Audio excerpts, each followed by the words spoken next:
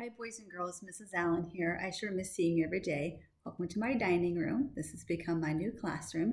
I have a story I'm going to read to you about Curious George, and Mrs. Moth and I will both be sending videos out to you guys to enjoy throughout the rest of our school year.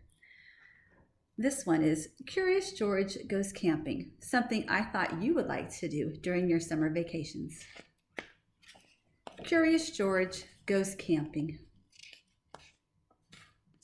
This is George. He was a good little monkey and always very curious. This weekend, George and his friend, the man with the yellow hat, had special plans. They were going camping. At the campsite, the man with the yellow hat unpacked their gear while George looked at all the tents. He saw tents for big families and one just the right size for a puppy.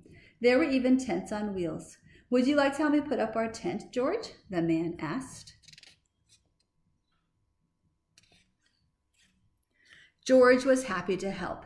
It would not be hard to set up a tent, he thought, but it wasn't easy. "George, why don't you fill our bucket with water at the pump?" his friend suggested. "We'll need it by our campfire later when we roast marshmallows." Marshmallows. George loved marshmallows. He couldn't wait to try them roasted. "Now don't wander off and get into trouble," the man warned, but George did not hear him. He was already gone. At the pump, George worked the handle up and down. Soon his bucket was full. On the way back down the trail, he saw a family packing up. George watched a girl pour her bucket of water on a campfire. The fire sizzled out. George thought that looked like fun. He poured his bucket of water on the next campfire. "Hey!" yelled the camper. "We weren't finished with that yet." The camper began to chase down George, but George didn't mean to cause trouble. Now he only wanted to hide. He ran into the forest as fast as he could, but the camper's footsteps followed close behind. George ran faster and faster. The footsteps came closer and closer until suddenly they were passing George. Why, it was not the camper chasing George now, it was a deer. What fun to run with the deer! Forgetting all about the camper and the marshmallows, George ran after the deer, but a little monkey cannot run as fast as a deer in the woods.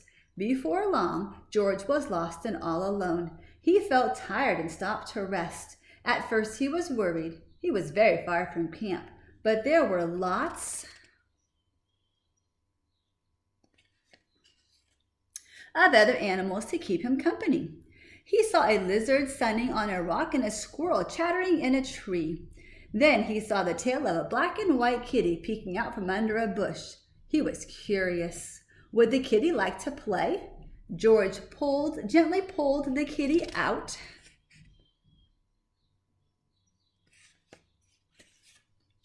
But it was not a kitty. It was a skunk, and it was scared. The skunk lifted its tail and sprayed. Phew! The spray smelled awful. The animals tried to get away. George wanted to get away too, but he could not. The smell was all over him. How could he ever get rid of this awful smell, he wondered. Too bad he could not take a bath in the woods.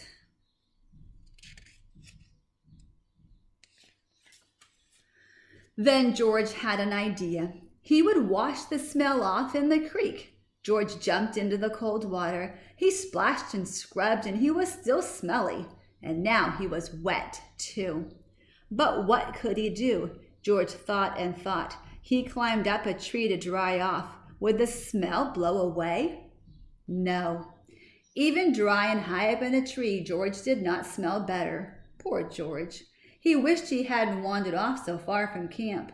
He wished he were roasting marshmallows with his friend. Suddenly, George heard footsteps heading towards him. Someone was coming.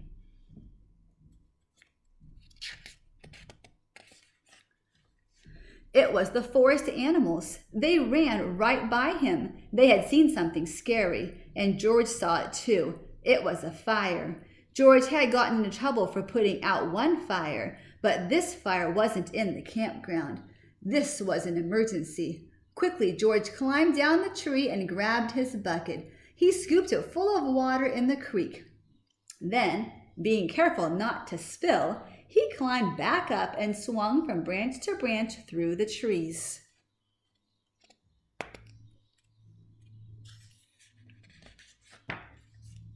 When George got close enough to the fire, he reached down and poured the water on the flames. Out went the fire with a big hiss. Just then, George's friend rushed out of the forest with a ranger. "George," he called, "I was afraid you would be here." "It's a good thing you were here, George," the ranger said. "We saw smoke from the campground, but you put this fire out just in time." George was glad to help, and the man with the yellow hat was glad to see George was safe. But he had a funny look on his face. "George," he asked, "what is that smell?" Back at the campsite, George's friends helped him get rid of the awful smell. After a strange bath in tomato juice, George smelled fine. The man with the yellow hat invited the ranger to cook dinner with them over their own small campfire. "Fires can be nice if you're careful," said the ranger. George agreed, especially for roasting marshmallows. I hope you've enjoyed our story today, boys and girls. Stay safe, wash your hands, and be good to your moms and dads. We'll see you soon.